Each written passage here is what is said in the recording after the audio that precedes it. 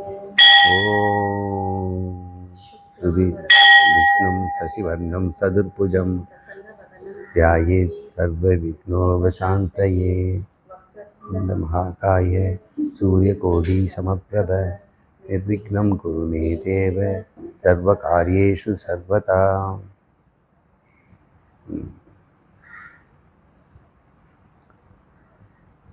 ஔவையார் பிராட்டி அருளிய விநாயகர் அகவல் அதனுடைய உள் அர்த்தங்களை நாம் பார்த்து கொண்டிருக்கிறோம். இந்த அகவல் பாடல் ஒரு ஸ்துதி, விநாயகர் மேல் போற்றி பாடுகின்ற ஒரு பாடல். இருந்தாலும் அதில் ஞானம் யோகம் என்ற 2 கருத்துக்களும் அதில் இருக்குது. இறைவனை அடைவதற்கு மார்க்கங்கள் பெரியவர்கள் செய்து கொடுத்துருக்குறாங்க. இறைவன் அடையணும்னா அதுக்கு வழி என்ன அப்படின்னு கொடுத்துருக்குறாங்க. இதில் ஞான மார்க்கம் ஒன்று இருக்குது, இன்னொன்று யோக மார்க்கம் இருக்குது. உபனிஷத்து சொல்லுது, பிரம்மதேவன் மகேஸ்வரர் போய் கேட்குறாரு, இந்த மக்கள் இறைவனை அடைவதற்கு வழி ஏதாவது வச்சுருக்கீங்களா? ஞான மார்க்கம் ஒன்று தானே சொல்கிறாங்க, உபனிஷத்து முழுக்க ஞான மார்க்கம், வேறு வழி இருக்கா அப்படின்னா அதுக்கு மகேஸ்வரர் சொல்கிறாரு, யோக மார்க்கமும் இருக்கிறது. ஆனால் யோக மார்க்கம் மட்டுமே அவனுக்கு முக்தி தராது, ஞானமும் வேணும். அதே போல் ஞானம் மட்டும் முக்தி தராது, யோகமும் வேணும் அப்படின்னு மகேஸ்வரர் சொல்கிறார். இப்படி ஒரு உபநிஷத்தில் இருக்குது, யோக உபநிஷத்துன்னு அது பேர். குண்டலினி பற்றி, இந்த யோகம் குண்டலினி யோகா அப்படிங்கிறத பற்றியும் உபநிஷத்துக்கள் 4-5 இடத்துல 4 உபநிஷத்துக்கள் தனித்தனியாகவே பேசியிருக்கு. குண்டலினி யோகோபனிஷத்துன்னே தனியாக உபனிஷத்து இருக்குது. இது வேத காலத்திலிருந்தே இருக்கக்கூடிய ஒரு யோக மார்க்கம். இது சித்தர்களுடைய மார்க்கம் அப்படின்னு நம்ம தமிழ்நாட்டில் சொல்கிறோம். அதிகமாக சித்தர்கள் தமிழ்நாட்டில் தான் வாழ்ந்திருக்கிறார்கள். பெரும்பாலும் இந்த சித்தர்கள் வழங்கிய இந்த யோக மார்க்கம் 4 பகுதிகளில் இருக்கும். உபனிஷத்து அப்படி சொல்லுது.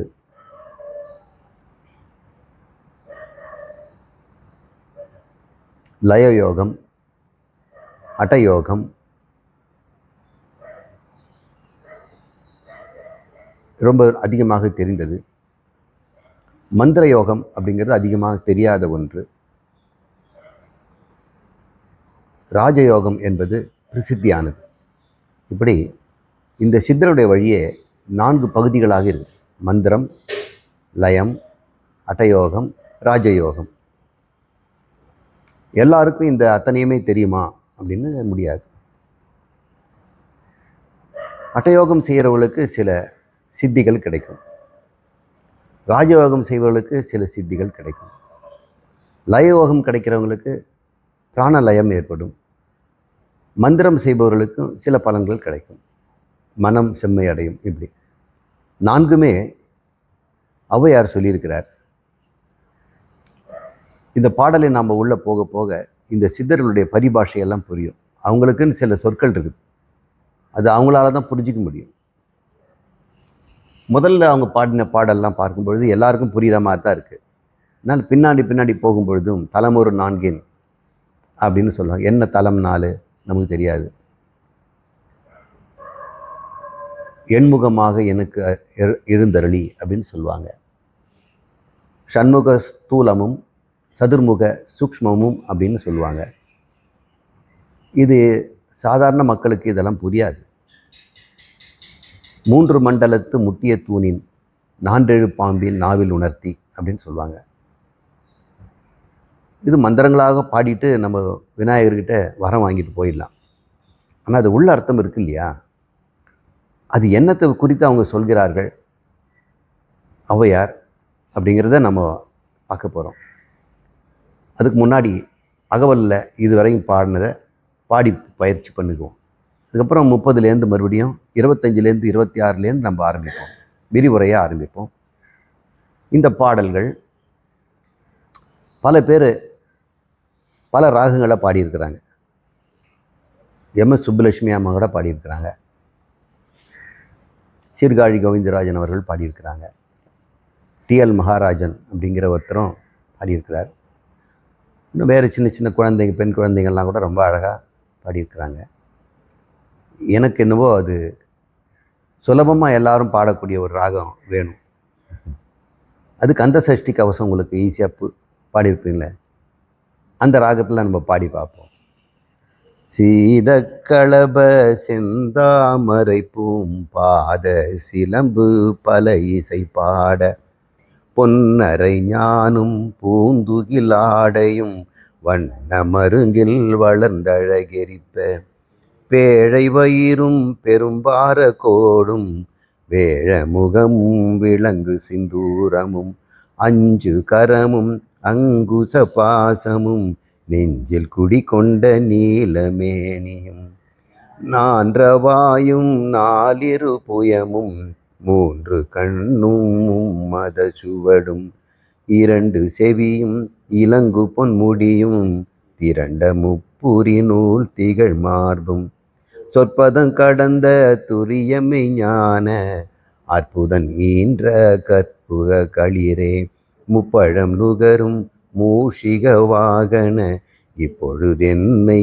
ஆட்கொள்ள வேண்டி தாயாய் எனக்கு தான் எழுந்தருளி மாயா பிறவி மயக்கம் மறுத்து திருந்திய முதல் ஐந்தெழுத்தையும் தெளிவாய் பொருந்தவே வந்தென் உளந்தனில் புகுந்து குருவடிவாகி குவலயம் தன்னில் திருவடி வைத்து தீரம் இது பொருள் என வாடா வகைதான் மகிழ்ந்தென கருளி கோடாயுதத்தார் கொடுவினை களைந்தே உவட்டா உபதேசம் புகட்டியன் செவியில் தெவிட்டாத ஞான தெளிவையும் காட்டி ஐம்புலன் தன்னை அடக்கும் உபாயம் இன்புறு கருணையின் இனிதென கருளி கருவிகள் ஒடுங்கும் கருத்தினை அறிவித்து இருவினை தன்னை அறுத்திருள் கடிந்து தலமொரு நான்கும் தந்தென கருளி மலமொரு மூன்றின் மயக்கம் மறுத்தே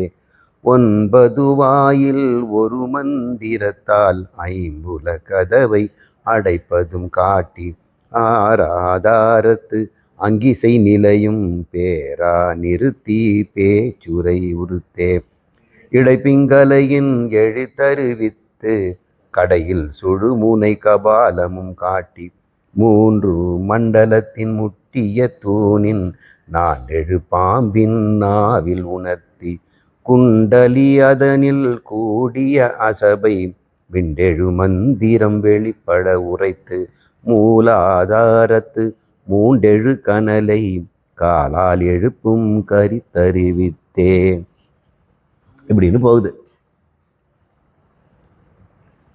அமுத நிலையும் ஆதித்தன் இயக்கமும் குமுத சகாயன் குணத்தையும் கூறி இடைச்சக்கரத்தின் ஈரெட்டு நிலையும் உடற்சக்கரத்தின் உறுப்பையும் காட்டி ஷண்முக தூலமும் சதுர்முக சூக்மமும் எண்முகமாக இனதென கருளி. இது வரைக்கும் பார்ப்போம். இதுக்கு மேலே போனோம்னா இன்னைக்கு இவ்வளோ புரிஞ்சுக்கலாம். இந்த பாடலை பாடுறதுக்கு இனிமையாக இருக்குது. விநாயகர் தினமும் கூட நம்ம துதி செய்யலாம். மனப்பாடம் பண்ணிட்டோம்னா கோயிலில் க்யூவில் நிற்கும் பொழுது வம்பு பேசாமல் மனசுக்குள்ளே இந்த மந்திரத்தை சொல்லிக்கிட்டே கிரிவலம் வரலாம், கோயிலுக்குள்ளே வலம் வரலாம், க்யூவில் நிற்கலாம், காத்திருக்கலாம், மண்டபத்தில் உட்காந்துருக்கலாம். மனசு எப்பொழுதுமே இந்த மந்திரத்திலே லயிக்கலாம். இது ஒரு ஔவையார் அருளிய ஒரு மந்திரம். இதுக்கு மந்திர பலனும் உண்டு. இது புரிஞ்சுக்கிறதுக்கு முன்னாடி நாம் சித்தரனுடைய செயல்முறைகளை கொஞ்சம் புரிஞ்சுப்போம். அதுக்கு அந்த படத்துக்கு போகலாம்.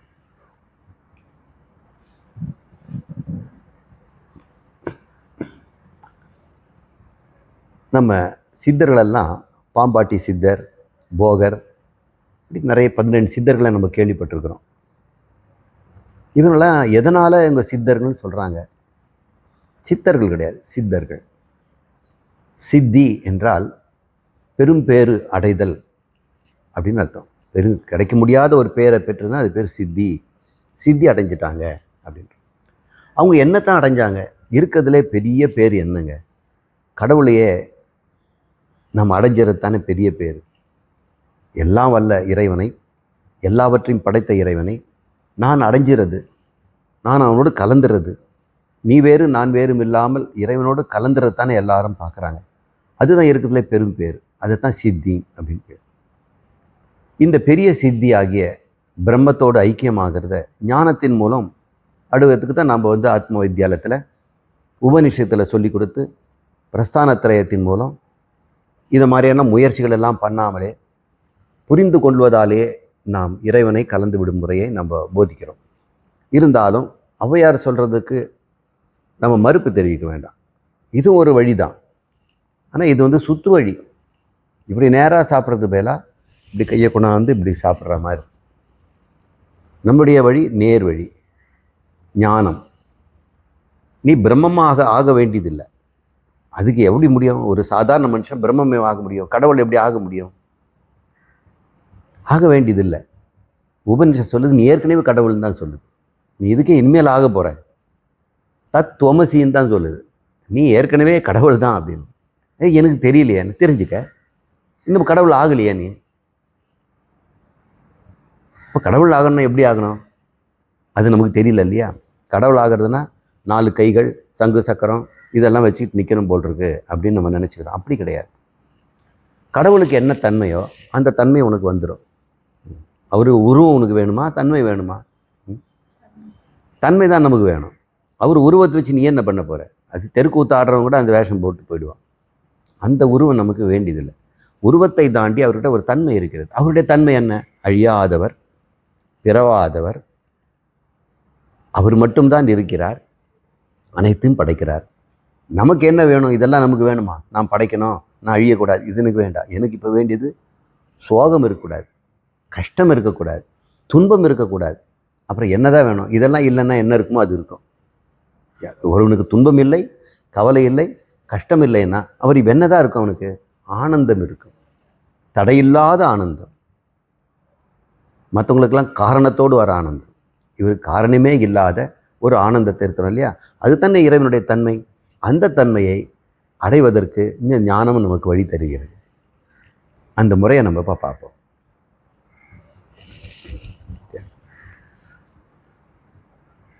சித்தர்களுடைய முறை ஒரு பயிற்சி முறையிலையும் ஞானத்துக்கு எட்ட முடியாதவங்களுக்கு மனசை சுத்தம் பண்ணுறதுக்கும் உடம்பை சுத்தம் பண்ணுறதுக்கோ இது நல்ல முறை. பகவான் கர்மயோகங்கிற முறையை செய்து கொடுத்து நமக்கு மனதை சுத்தம் படுத்துகிற மெத்தடை கண்டுபிடிக்கிறார். மனதை சுத்தம் பண்ணிட்டோம்னா கடவுள் அடையிறது ரொம்ப சுலபம். கடவுள்கிட்டே நம்ம பிரித்து வைக்கிறதே மனசு தான். ஏற்கனவே நீங்கள் கடவுள் இருந்தாலும் உங்களுக்கு தெரியல. மனசுக்கு அது சொல்லி கொடுத்தோம்னா அது கடவுளாக மாறிடுது. இப்போ மனசை கடவுளாக மாற்றுறது எப்படின்னா அதுக்குள்ள அழுக்கை நீக்கிறது தான். அந்த அழுக்குக்கு பேர் மலம் அப்படின்னு சொல்கிறாங்க. மலம்னா அழுக்கு. நிர்மலம் அப்படின்னா அழுக்கு இல்லாத நிலை, நிர்மலா அப்படின்லாம் பேர் வைக்கிறோம். மலம் ஒரு 3 மயக்க மறுத்து அப்படின்றார். 3 மலங்கள் நம்ம கடவுள்கிட்டேருந்து பிரித்து வைக்குது. கடவுளாக இருந்தும் கடவுளாக என்னால் இருக்க முடியாதது காரணம் 3 அழுக்குகள் நம்மக்கிட்ட இருக்குது. அது ஆணவம், கண்மம், மாயை அப்படின்னு சைவ சித்தாந்தம் சொல்லும். வேதம் அவித்யா, காமம், கர்மம் அப்படின்னு சொல்லும். அவித்யா, காமம், கர்மம் கிட்டத்தட்ட ரெண்டும் ஒரே அர்த்தத்தில் இருக்குது. நம்ம வேதாந்தம் படிக்கிறதுனால இந்த சொல்லையே பயன்படுத்துவோம். சைவ சித்தாந்தத்துக்குள்ளே நம்ம போய் அதை புரிஞ்சுக்கிறதுக்கு மேலே ஏற்கனவே நமக்கு நிறைய தெரிஞ்சிருக்குது. அவித்யா, காம, கர்மம். அவித்யாங்கிற ஒரு அழுக்கு நம்மக்கிட்டே இருக்குது அனாதி காலத்துலேருந்து. அவித்யானா நானே பிரம்மமாக இருந்து நான் பிரம்மமாக ஆகணும்னு ஆசைப்படுறது. நானே ஆனந்தமாக இருந்து ஆனந்தத்துக்காக இந்த உடம்புக்கிட்டையும் மனசுக்கிட்டையும் பிச்சை கேட்குறோம். இந்த மனசை பிச்சை கேட்குறோம், கொஞ்சம் ஆனந்தமாக இறேன் அப்படின்னு. அது மூஞ்சி தூக்கி போட்டுக்குது. அது ஆனந்தமாக வச்சுக்கிறது என்னென்னோ நம்ம செலவு பண்ண வேண்டியதாக. மனசை சந்தோஷமாக வச்சுக்க என்னென்ன கூத்தடிக்கிறோம் நம்ம. அப்போ மனசை சந்தோஷப்படுத்தி நான் சந்தோஷம் அடையணும். இது என்ன? இதுதான் அவித்யா. உடம்பை பாதுகாப்பு பண்ணி நான் பாதுகாப்பாக இருந்துக்கணும்னு நினைக்கிறேன். நான் பாதுகாப்பாக இருக்கணும்னா உடம்பை பாதுகாப்பாக வச்சுக்கணும். நோய் நொடி வரக்கூடாது, இதுக்கு யாரும் தீங்கு விளைக்கக்கூடாது. இந்த மழை, பனி, குளிர் இதுலேருந்து என்னை காப்பாற்றிக்கணும் அப்படின்னா என்ன நான் காப்பாற்றிக்கிறதுக்கு இந்த உடம்பை காப்பாற்றிக்க வேண்டியதாக இருக்குது. உண்மையில் நான் உடம்பா? ஆனால் உடம்பு இருந்தால் நான் இருப்பேன், உடம்பு நொந்து போனால் நான் நொந்து போவேன், மனம் இருந்தால் நான் இருப்பேன், மனம் கஷ்டப்பட்டால் நான் கஷ்டப்பட்டேங்கிறது பேர் அவித்யா. ஏனென்றால் நீ மனமும் அல்ல, உடம்பும் அல்ல, நீ கடவுள், உடம்பே இல்லாத கடவுள், வெறும் அறிவு மாத்திரமாக ஆனந்த மாத்திரமாக கூட உணர்வாக இருக்கிறார். இப்படியெல்லாம் நம்ம சொல்கிறோம். இப்போ இனிமேல் வேதாந்தத்தை நம்ம இன்றைக்கி ஒரே கிளாஸை நம்ம சொல்லிக் கொடுக்க முடியாது. படிப்படியாக நம்ம புரிஞ்சுக்கணும். இப்போது அனாதி காலத்திலேருந்து நமக்கு உடம்பையும் உள்ளத்தையும் தான் நானுன்னு சொல்லிட்டு வரோம். எத்தனை உள்ளம் இருக்குது, எத்தனை உடம்பு மாறிச்சு நீங்களே சொல்லி பாருங்க. நமக்கே பிறந்ததுலேருந்து எத்தனை உடம்பு? இது எத்தனாவது உடம்பு? இது 73வது உடம்பு. பிறந்ததுலேருந்து ஒரு வருஷம் ஒரு உடம்பு, பிறந்த உடனே ஒரு உடம்பு, 2வது வயசில் ஒரு உடம்பு, 3வது வயசில் ஒரு உடம்பு. இது 73வது உடம்பு. ஒரு உடம்பா இது இங்கே இருக்குது. உங்களுக்கு எத்தனை உடம்புன்னு அவங்க வயசை போட்டு பார்த்துங்க. சரி, ஒரு வருஷத்துக்கு ஒரு உடம்புன்னு கணக்கு வேண்டாம், தினம் ஒரு உடம்பு நமக்கு இருக்குது. இன்றைக்கி மாதிரி நாளைக்கு இல்லைங்க, நேற்று நல்லா இருந்து இன்றைக்கி காய்ச்சலுங்கிறோம். இந்த உடம்பு மாறிக்கிட்டே இருக்குது. எத்தனை மாறினாலும் நான் மாறுறதில்லை. ஆனால் உடம்பு மாறிட்டா நான் மாறிட்டேன்னு வந்து ஒரு ஒரு ஒரு மயக்கம் ஏற்படுது இல்லை, அது பேர் மாயா. உடம்பை நானுன்னு நினைக்கி என்ன இல்லை ஃபூல் பண்ணுறாங்க. மெஜிஷியன்லாம் நம்ப வைக்கிறாங்க. இப்போ பாருங்கள், இங்கே பாருங்கள், காடு மறையுது, நீங்கள் எழுதின காடு இங்கே இருக்குது பாருங்கள், என் கையிலேருந்து இந்த காசு மறைஞ்சிடுச்சு, உங்கள் காதுலேருந்து இதை எடுக்கிறேன், முட்டையை எடுக்கிறேன் அப்படின்லாம் சொல்கிறாங்க. இதெல்லாம் அவங்க வந்து எல்லாம் செய்கிறாங்க, நம்ப வைக்கிறாங்க. நாம் அனாதிகாரத்துலேருந்து ஒன்று நம்பிக்கிட்டு இருக்கிறோம், இந்த உடம்பு நானுன்னு. எந்த உடம்பியா நீ? இது 73வது உடம்பு இந்த பிறவிலேயே. இன்னைக்கு முதல் பர்த்டே கொண்டாடுறோன்னு சொல்லுவான், அந்த பாப்பாவுக்கு 1 வருஷம் அப்படின்னு சொல்லுவான். இது எத்தனாவது உடம்பு? இது போன பிறவியில் எத்தனை வேறு எந்த உடம்புல இருந்தானோ இந்த உடம்பு இருக்குது. உடம்பு நானுன்னா எந்த உடம்பு நீ? நீ அதே ஆள் தானே. உள்ளமும் நான், உள்ளம் ஒரே மாதிரியா இருக்குது. நிமிஷம் உள்ளம் மாறுதே. ஒரு பிடிச்சி வைக்க முடியுது யாரால உள்ளத்தை?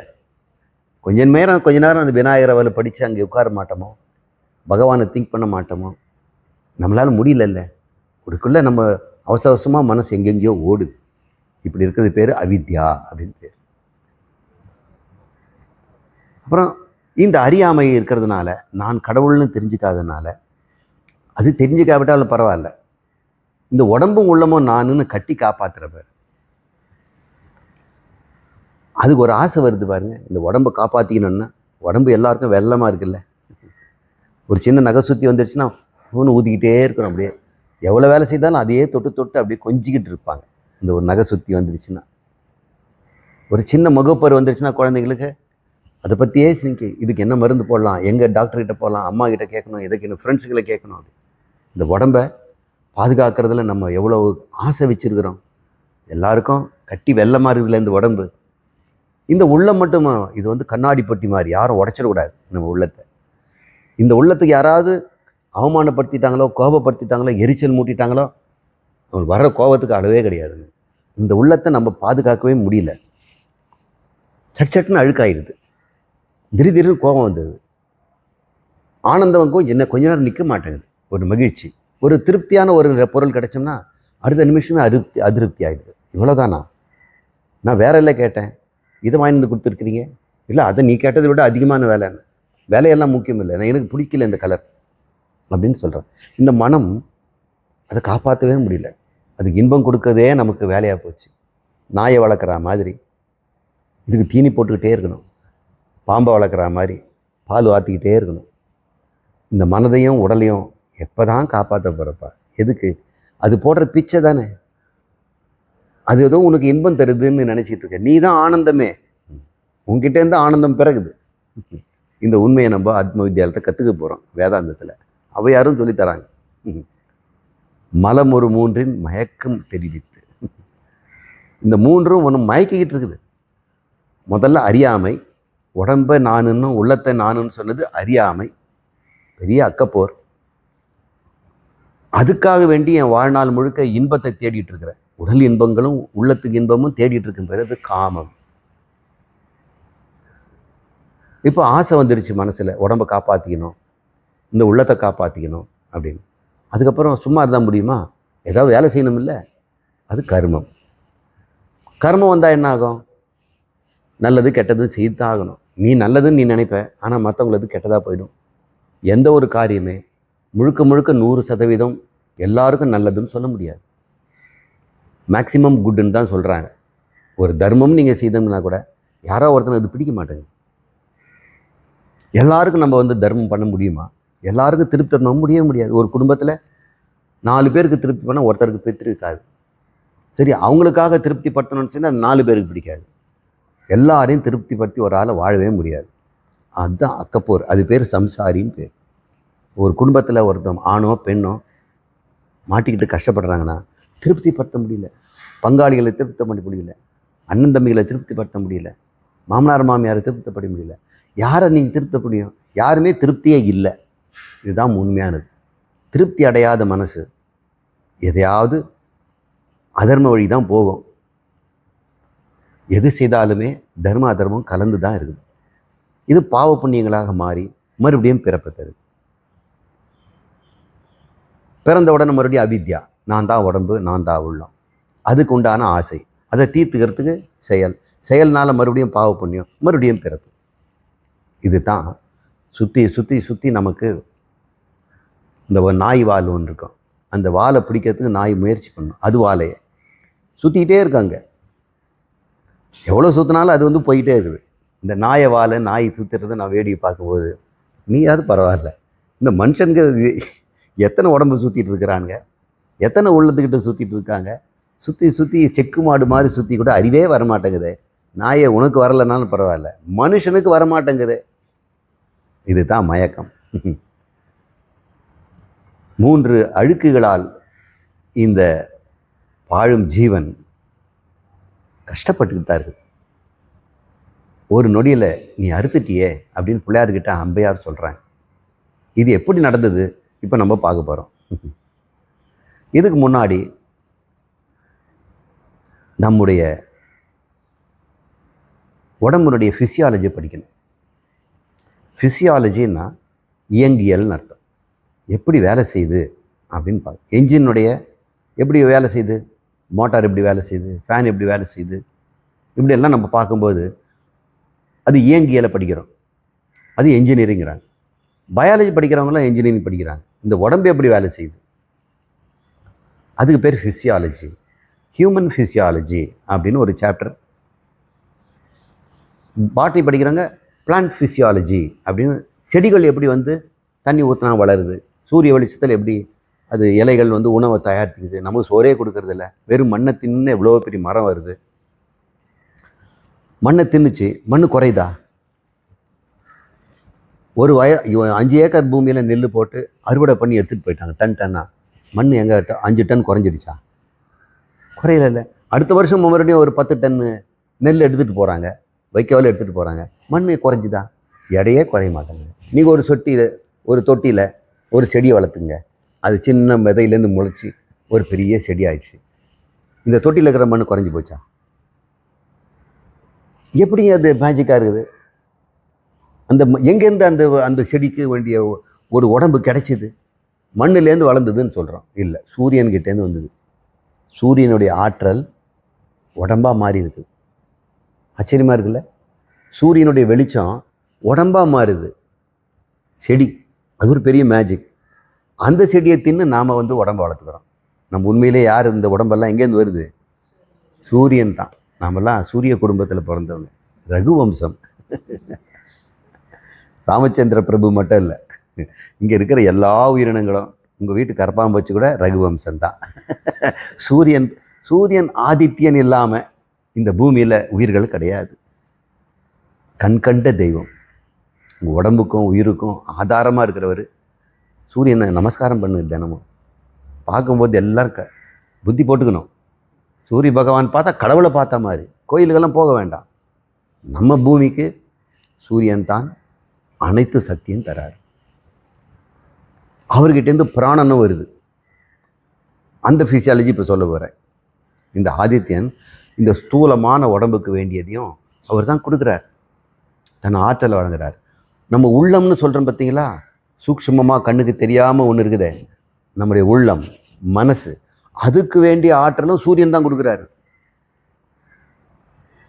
அதனால் ராத்திரியில் நம்ம தூங்கிடுறோம், மனசும் தூங்கிடுது. மனசு முழிச்சிக்கணும்னா நம்ம லைட் போடணும். அந்த லைட் மூலம், அது சூரிய ஒளிமாக இருந்த மட்டும் பல்பு ஒளியாக இருந்தால் கூட அதில் பிராணன் இருக்கிறது. நமக்கு தெரிஞ்ச சயின்ஸில் ஒளியில் வந்து கண்ணுக்கு தெரிகிற ஒளிச்சந்தான் இருக்குது, எலக்ட்ரோ மேக்னெட்டிக்னு நினைக்கிறோம். ஆனால் உண்மையிலேயே பிராணனும் இருக்கிறது.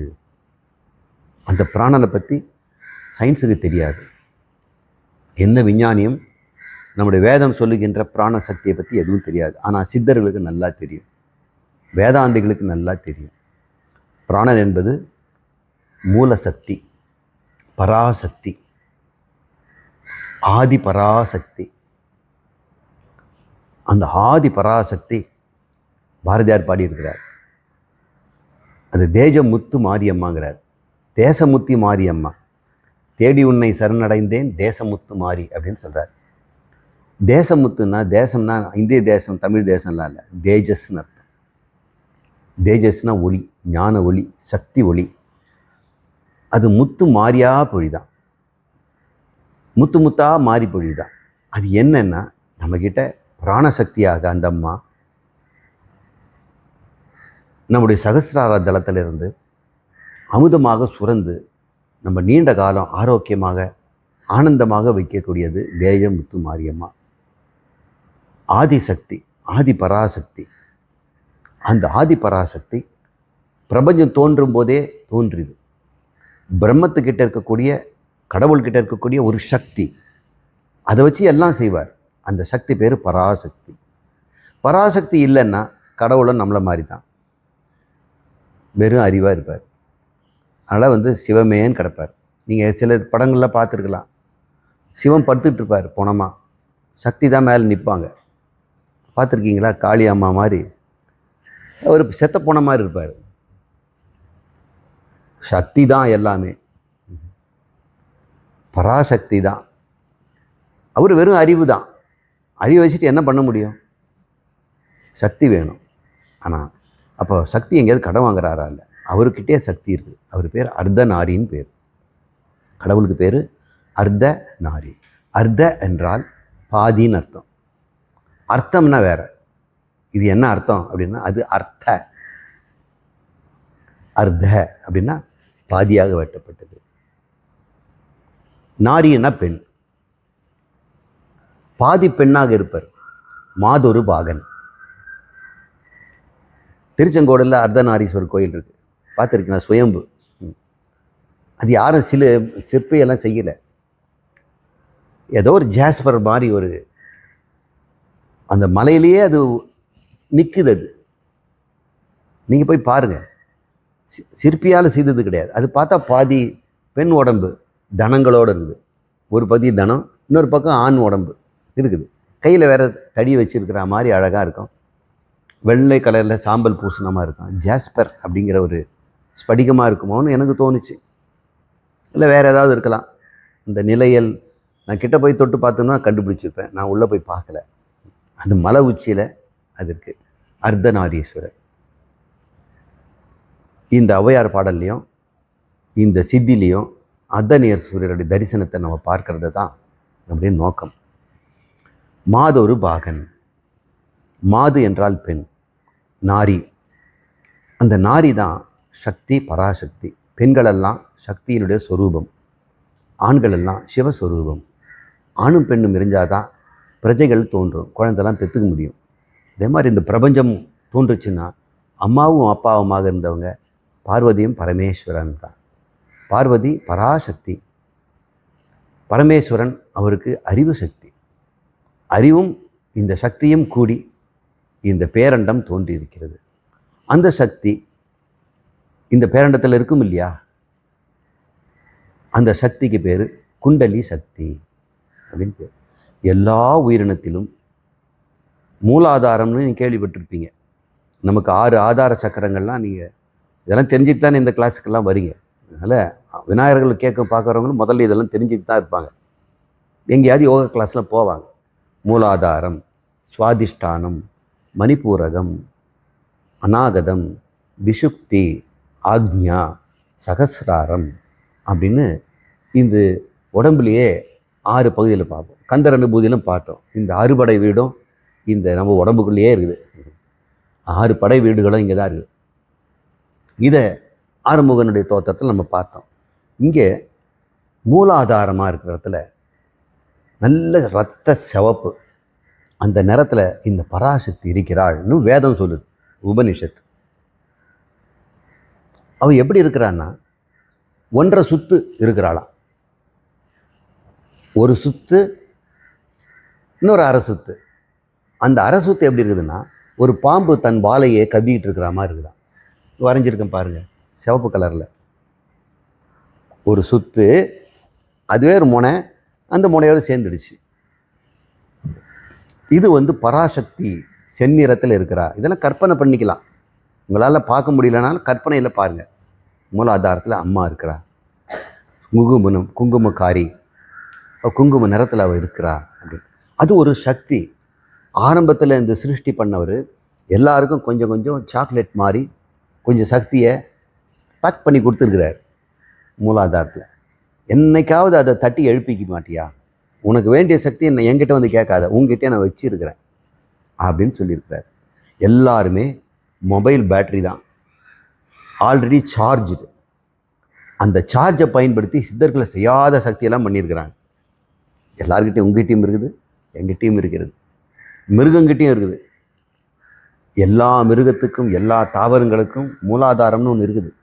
அங்கே அந்த பார்வதி சக்தி தன்னுடைய சக்தியை கொஞ்சம் சேமித்து வச்சிருக்கிறார். என்கிட்ட தொந்தரவு பண்ணாத, வேணும்னு அங்கேருந்து எடுத்துக்க. இந்த விநாயகர் அகவல் மூலம் நாம் எப்படி அந்த சக்தியை தோண்டி எடுத்து சித்தர்கள் அடைந்த பெரும் பாக்கியத்தை, அந்த பெரும் பேரை அடைவது அப்படின்னு. நமக்கு 2 பேர் வேணும். ஒன்று இறைவனோடு கலத்தல், வாழும் பொழுது மனதும் உடம்பும் ஆரோக்கியமாக இருக்கணும். எப்படி இருக்குன்னா ஆரோக்கியமாக இருக்கும்.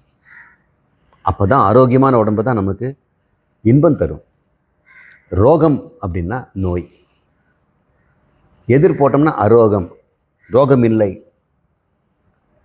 ரோகம்னா நோய், அரோகம்னா நோய் இல்லை. அதுதான் ஆரோக்கியம் அப்படின்னு அர்த்தம். இங்கிலீஷில் ஈஸ் அப்படின்னா என்ன அர்த்தம்? நல்லா இரு, ஈஸியாக இருப்பா அப்படிங்கிற. மிலிட்ரியில் கூட நிற்கும்போது என்னாகும், அட்டென்ஷன் அப்படிம்பாங்க. காலை டப்புன்னு அடித்து கை 2 விரைப்பாக வச்சுட்டு நிமிர்ந்து நிற்பாங்க. எவ்வளோ நேரம் நிற்க முடியாது மாதிரி.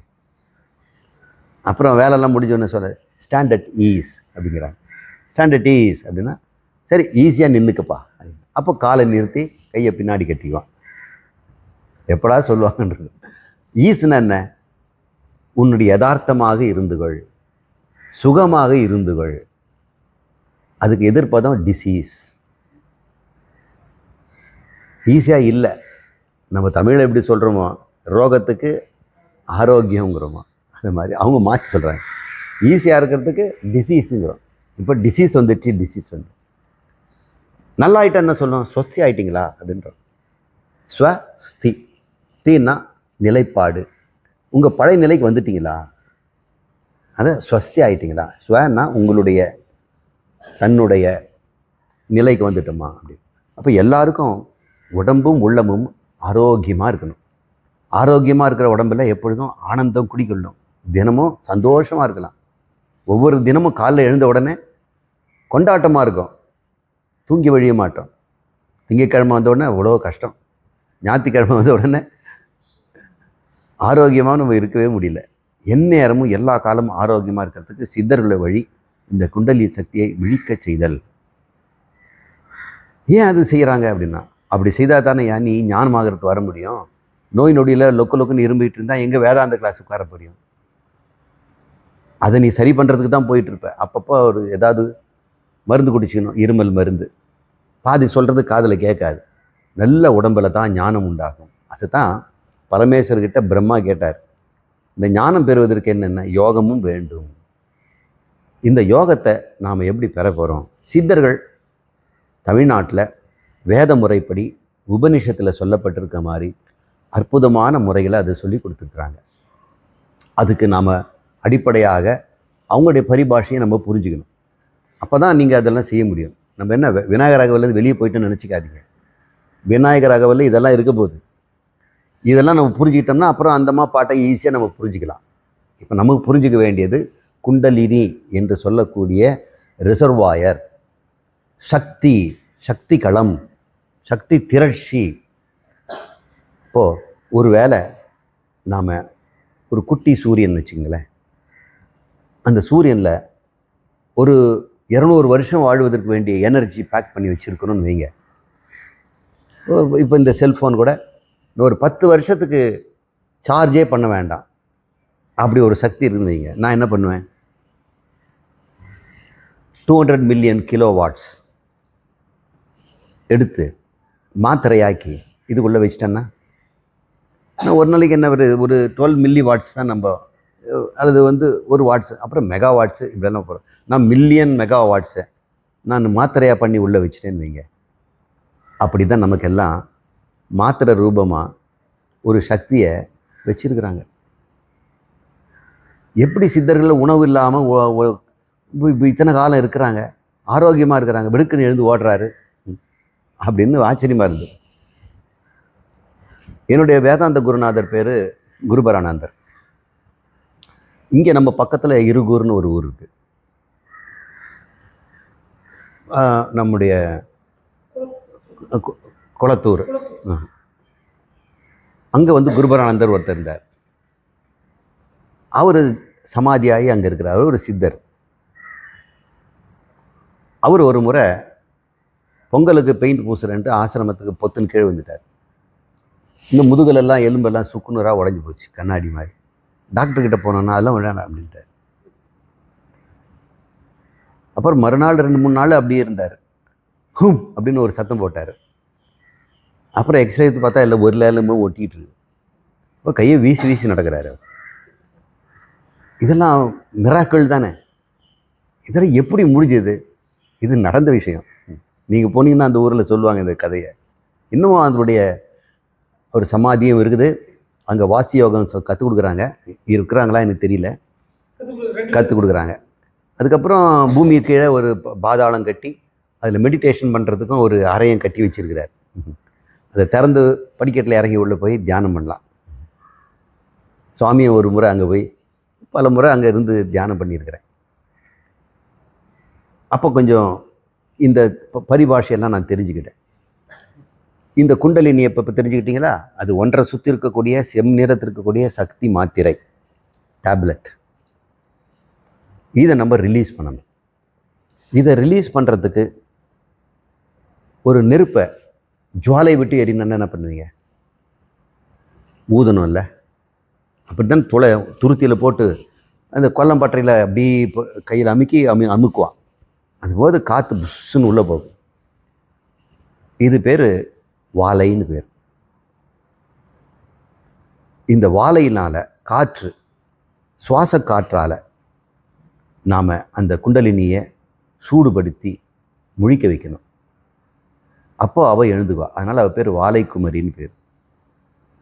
அந்த வாழைக்குமரியை ஊதி ஊதி எழுப்பணும். வாசி வாசி என வாசித்த தமிழ் என்று சிவா சிவா என்று ஔவையார் பாடுறாங்க இல்லையா? அந்த சிவா என்கின்ற இந்த சுவாசத்தை பயன்படுத்தியே நம்ம குண்டலியை எழுகின்ற முறையை சொல்லி கொடுத்துருக்குறாங்க.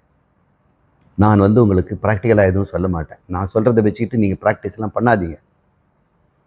தகவல் மட்டும் சொல்கிறேன். உங்களுடைய குண்டலினி சொல்லி கொடுக்குற குருநாதர்கிட்ட போய் கற்றுக்குங்க. அதுதான் சரியான முறை. நான் வேதாந்த குரு. ஆனால் இதில் சூக்ஷ்மத்தை உங்களுக்கு விளக்குறேன். ஒருவேளை உங்களுடைய குண்டலினி யோகா சொல்லிக் கொடுக்குறவரோ, ராஜ யோகம் சொல்லிக் கொடுக்குறவரோ, லய யோகம் சொல்லிக் கொடுக்குறவரோ, ஹட்ட யோகம் சொல்லிக் கொடுக்குறவரோ, மந்திர யோகம் சொல்லிக் கொடுக்குறவரோ, எல்லாமே 4 ஒன்று தான். 4 அம்சங்கள் இருக்கு. அவங்களுக்கு ஒருவேளை நான் சொல்கிறது தெரியாமல் இருந்திருக்கலாம். அவங்க ப்ராக்டிக்கலாக தெரிஞ்சு வச்சுருப்பாங்க. நம்ம கொஞ்சம் தியரி சொல்கிறோம், அவ்வளவுதான்.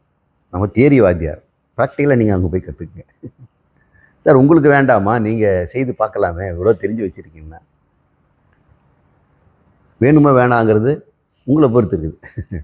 எனக்கு அது வேண்டியதில்லை. இதோட கடைசி என்ன? சும்மா இருத்தல். அதுதான் கடைசி. இந்த யோகத்தினுடைய சும்மா இருத்தல். சும்மா இருக்க தெரிஞ்சவனுக்கு இதெல்லாம் எது செய்வானா? நீங்களே செய்ய மாட்டீங்கன்னா நீங்கள் சும்மா இருக்கிறீங்கன்னு அர்த்தம். நம்முடைய கடைசி கோல் சும்மா இருத்தல். இந்த 8 படிநிலைகளை நம்ம தெரிஞ்சுக்கணும்.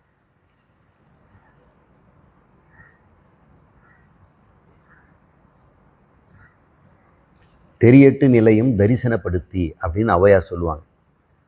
வரும் இந்த 8 நிலைகளும் எனக்கு தரிசனப்படுத்தி காமிச்சேன். அந்த 8 தான் நான் எழுதியிருக்கேன். இதை நீங்கள் எப்படி செய்யணுங்கிறத உங்கள் குருநாதர் கேட்டுங்க. இப்போ நம்முடைய அடிப்படை நோக்கம் என்னன்னா, நம்மிடம் தேங்கி இருக்கின்ற அந்த குண்டலி சக்தியை சுவாச காற்றால் ஒரு பயிற்சியினால் அதை எழுப்பணும். இப்போ நம்ம உடம்பை 3ஆக பிரிக்கிறாங்க.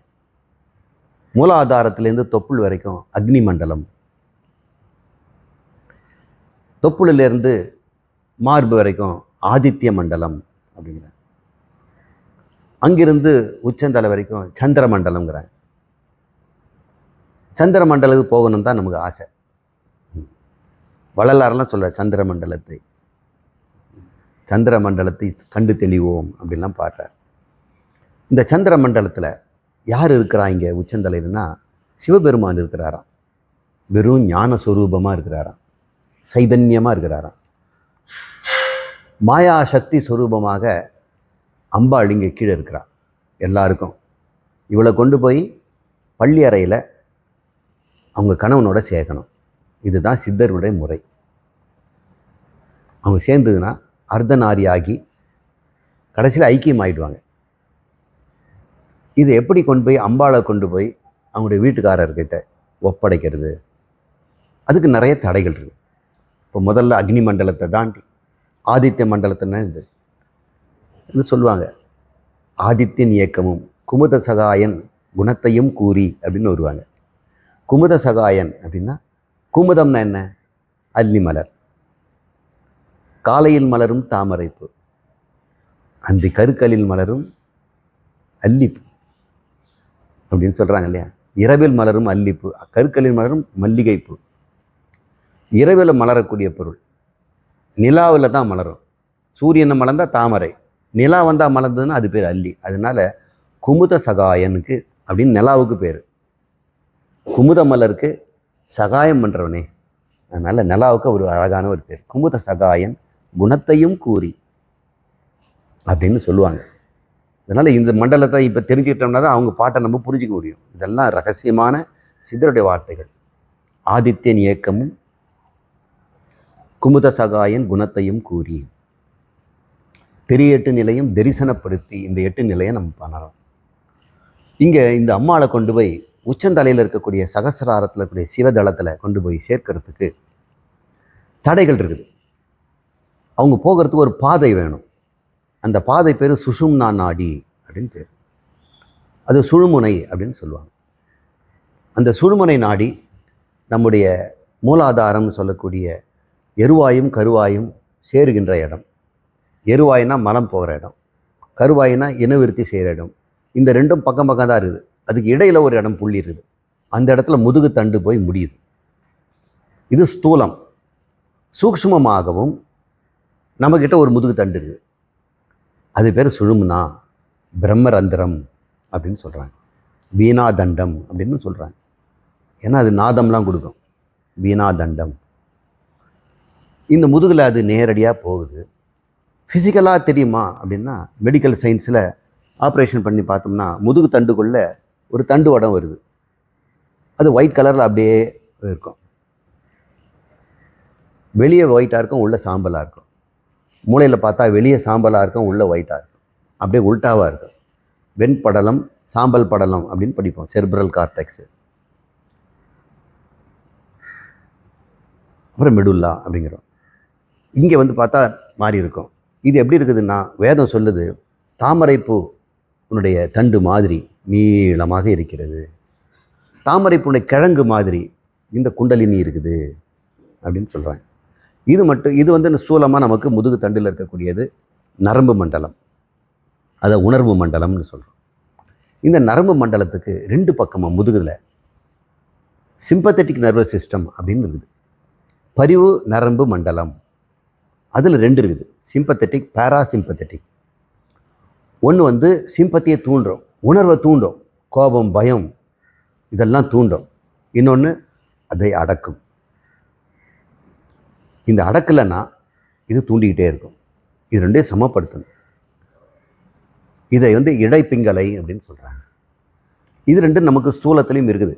அப்போ சூக்ஷ்மத்தில் இருக்குது. நீங்கள் என்னென்ன மனிதன்கிட்ட ஸ்தூலமாக பார்க்குறீங்களோ, இந்த நரம்பு மண்டலத்தை ஆராய்ச்சி பண்ணுறவங்க பிரதானமாக என்ன சொல்கிறாங்க, தலை மூளையை தான் முக்கியங்கிறாங்க. Central nervous system. அங்கேருந்து முழுகு தண்டு இறங்கி வருது. அங்கேருந்து நிறைய கிளைகள் பிரிஞ்சு பிரிஞ்சு பிரிஞ்சு 32 எலும்புக்குள்ளேயும் அது புகுந்து வெளிவந்து இங்கே சொல்கிற செர்விக்கல், தொராசிக், அப்டாமினல் இப்படிலாம் சொல்கிறோம், பெல்விக், அங்கெல்லாம் பிரிஞ்சு பிரிஞ்சு பிரிஞ்சு உடம்பெல்லாம் போகுது. இப்போ மூளையிலேருந்து நரம்புகள் வெளியே போய் உடம்பெல்லாம் நிரம்பிடுது. நரம்பு இல்லாத இடத்த ஒன்று காட்டுங்க,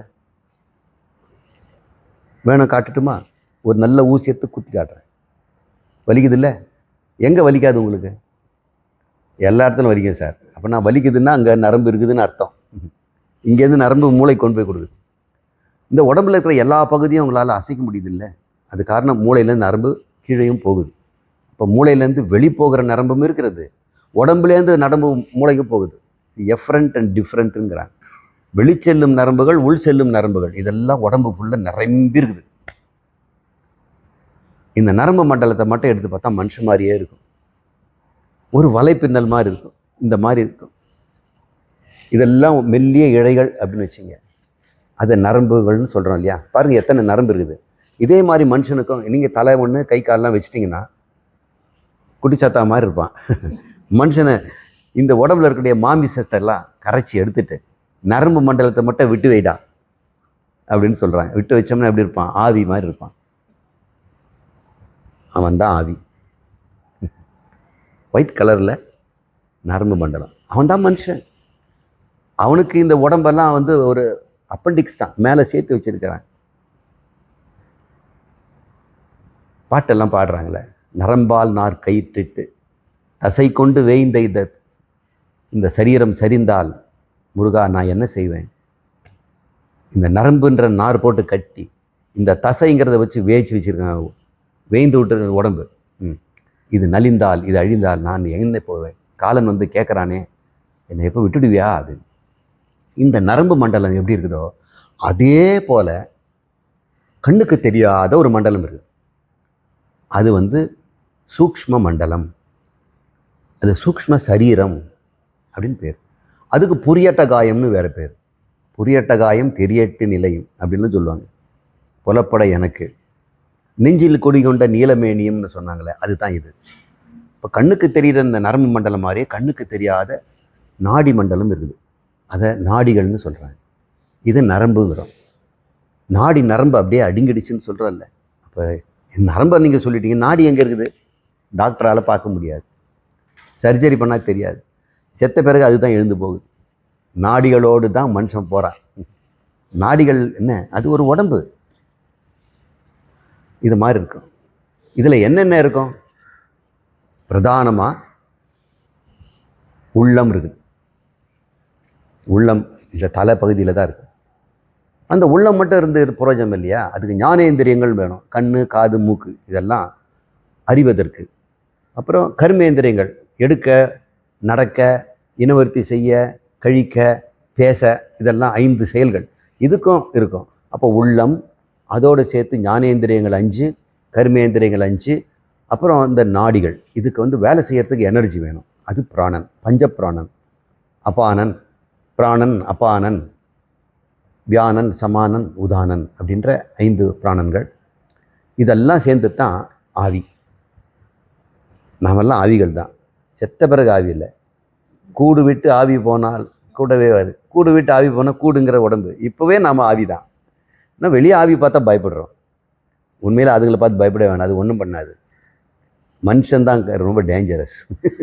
உடம்போடு இருக்கிற ஆவிகள் தான் நம்ம என்ன செய்வான், எது செய்வான், என்ன பேசுவான்னு தெரியாது. ஆனால் அந்த ஆவிகள் பாவம் உடம்பு இல்லாதனால அப்படி அப்படியே எங்கேயாவது மரம் இருக்குதா, பிராணன் பத்தலை, குண்டலியை எடுத்திருந்தா பிரச்சனை இல்லை, பிராணன் பற்றாக்குறை, இந்த மரத்துக்கிட்ட போய் மனம் தான் எப்பவும் பிராணன் வச்சிருக்குது. சூரியன்லேருந்து சூரியன் தானே பிராணனுடைய உற்பத்தி ஆகலாம், அதுக்கிட்டேருந்து உறிஞ்சிக்கும்.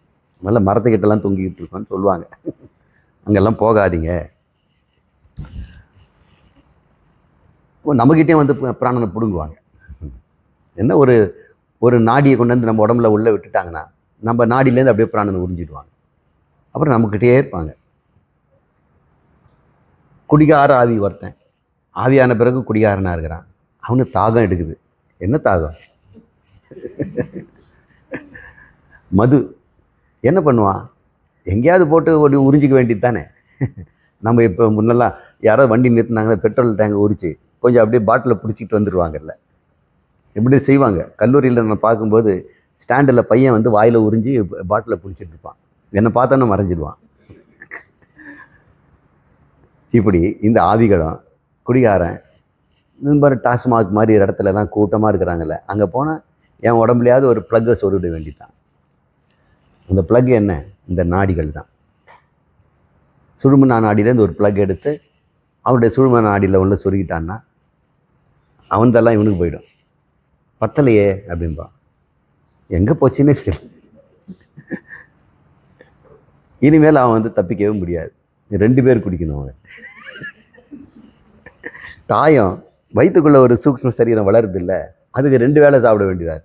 இவ்வளோ சாப்பிட்றா, குழந்தைக்கும் சாப்பிட வேண்டியதாரு. இப்படி உள்ளுக்குள்ளேயும் ஒரு ஆவியை வச்சுட்டு அம்மா சுற்றுறாங்க. டாஸ்மார்க்கில் இருக்கிறவன் வந்து வெளியே ஒரு ஆவியை வச்சுட்டு சுற்றுறான். அவங்கள கிட்ட சேர்க்காதீங்க. அவங்க கூடவே ஒன்று இருக்கும்.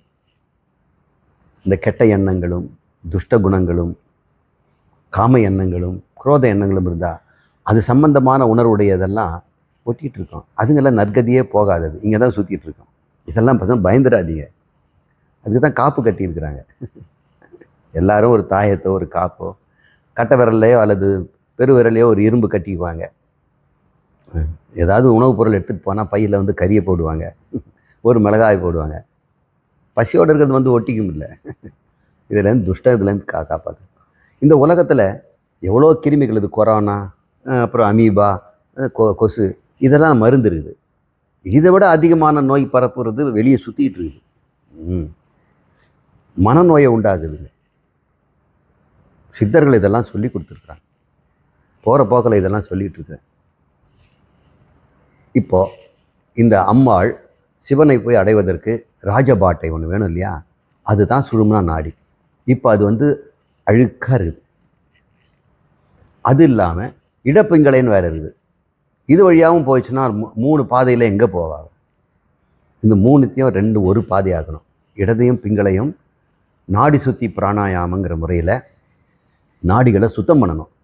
எப்படி நரம்பு மண்டலம் நமக்கு உடம்பு முழுக்க பரவி இருக்குதோ அதே மாதிரி சூக்ஷ்ம உடம்பும் அதே அளவுக்கு இருக்கிறதுனால அது 72,000 லட்சம் நாடிகள் இருக்குதுன்னு சொல்கிறாங்க. இந்த நாடிகள்ங்கிறீங்களா, அது எப்படி இருக்கும் அப்படின்னு கேட்டோம்னா அணுவை விட ரொம்ப மென்மையாக இருக்கும். அதனால தான் பார்க்க முடியல. அணுவே பார்க்க முடியாது. அணுவை ஆக்குகின்ற பொருட்கள் இருக்குதுல்ல, அந்த அணுக்கு எலக்ட்ரான் புரோட்டான்லாம் சொல்கிறோம்ல, அதை ஆக்கிறதுக்கு வேற ஒன்று பொருள் இருக்குது. அதுக்கும் உடைச்சோம்னா அதுக்குள்ள இன்னும் பவுடர் இருக்குது. அதுக்குள்ள போய் குவார்க்குங்கிறாங்க. ரொம்ப பேர் வச்சுருக்கிறாங்க குவார்க்குன்னு. அந்த குவார்க்கு இருக்குது இல்லையா, அதை விட சிறுசு இது. எப்படி உங்களால் பார்க்க முடியும்?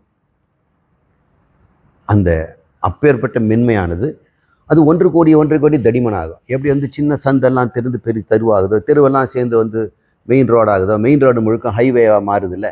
இப்படி இப்போ நம்ம இந்த என்ன பார்க்குறாங்களே மேலேருந்து சேட்டலைட், இதை பார்த்தோம்னா இந்த தெருவெல்லாம் எப்படி போகும், நதிகளெல்லாம் எப்படி போகும், அந்த மாதிரி நாடிகள், பிரதான நாடி நல்லா கெட்டியாக தாமரை தண்டு மாதிரி இருக்கும். அதுதான் சுழுமன நாடி. பக்கத்தில் parasympathetic and sympathetic nervous system மாதிரி உணர்வு மண்டலமும் இருக்கிறது. இந்த மண்டலம் நம்மக்கிட்ட ஸ்தூலம் இருக்க மாதிரி சூக்ஷ்மமாகவும் இருக்கிறது. இப்போ இந்த மாவை கொண்டு போகணும்னா முதல்ல நாம் என்ன பண்ணணும்? இந்த நாடிகளை திரட்டி சுழும நாடியை சுத்தம் பண்ணி வைக்கணும். அம்மா வரப்போகிறாங்க, தண்ணியெல்லாம் தெளித்து மலரெல்லாம் தூவி சுத்தம் பண்ண பிறகு தானே வர முடியும். அதனால் நாம் அன்றாட வாழ்க்கையில் இந்த நாடிகளை அசுத்தம் பண்ணி வச்சிருக்கிறோம். பிராண பற்றாக்குறை இருக்குது. மனிதனுடைய இந்த சுவாதிஷ்டானம் அப்படின்னா ஸ்வ அதிஷ்டானம் எப்பொழுதுமே அவன் அங்கே தான் இருக்கிறான். எங்கடா இருப்பான்னா சுவாதிஷ்டானத்தில் தான் இருக்கிறோம். என்ன எப்பொழுதுமே உடம்பு உடம்பு உடம்பு, இதுதான் நம்ம நினைப்பு. முழிச்ச உடனே உடம்பு தான் ஞாபகம் வருது. அது பேர் சுவாதிஷ்டானம். இனவிருத்தி மண்டலம் இருக்கிற இடம் சுவாதிஷ்டானம். அதுக்கு பேர் மணிபூரகம். அது ஜொலிக்கும், அது உஷ்ணம் தரக்கூடியது. ஜீரண மண்டலம் இருக்கிற இடம் அந்த வயிறு தொப்புள். அப்புறம் அநாகதம், இது அன்பு கருணை. இந்த சித்தம் உள்ள எப்போவுமே அதிக நேரம் இருக்கிற இடம் இந்த மார்பு.